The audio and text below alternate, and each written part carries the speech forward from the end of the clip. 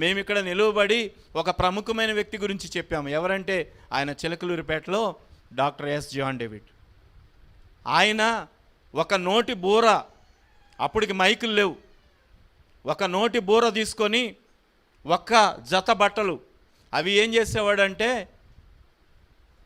అయ్యే బట్టలు ఉతుక్కొని, అవే బట్టలు ఉతుక్కొని తుండు కట్టుకొని, అయ్యే బట్టలు ఆ పక్కనే ఉన్న వాగులో ఉతుక్కొని, ఒక వీరమ్మ గారు అనే ఒక స్త్రీ ఉన్నది, ఆమె ఆదరించి, అయ్యా నువ్వు ఎక్కడైనా తిరుగు పగలంతా, నువ్వు ఎక్కడైనా ఏం చేసుకో, భోజనం మాత్రం మా ఇంట్లో చెయ్యి అని చెప్పి, ఆమె ఎంతో దాన ధర్మాలు చేసే స్త్రీ, పెద్ద చెయ్యి, ఆమె ఆశ్రయం ఇచ్చింది.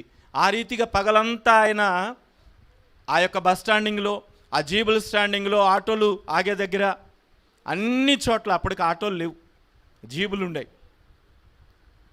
చిలకలూరిపేట జీబులకి చాలా ప్రసిద్ధి అని మీకు తెలుసు. ఆ జీబులు తయారు చేసే వాళ్ళ దగ్గర ఆ బోర పెట్టుకొని ఆయన దేవుణ్ణి ప్రకటించేవాడు. ఆ బస్ స్టాండింగ్ల దగ్గరికి వెళ్ళి, యేసే నిజమైన దేవుడు, రక్షకుడు, నమ్ముకోండి, నీకు పరలోకం వస్తుందని చెప్పేవాడు.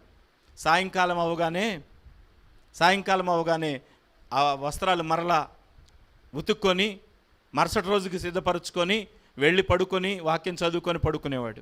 ఆ రీతిగా ఉన్న దైవజనుడు ఆయన చిలకలూరిపేటలో ఆ రీతిగా వచ్చిన కట్టుబట్టలతో వచ్చిన ఒక ఆయన కొన్ని వేల లక్షల కుటుంబానికి ఆశీర్వాదకరంగా మారాడు. ఆమేన్, హల్లెలూయా. ఆయన పేరుని ఇక్కడ మేము ప్రకటిస్తున్నామంటే ఆయన జీల్లో నుంచి వచ్చిన వ్యక్తులు మేము. హల్లెలూయా. ఒక శ్రేష్టమైన దానిలో నుంచి ఇంకొక శ్రేష్టమైనది వస్తుంది ఖచ్చితంగా.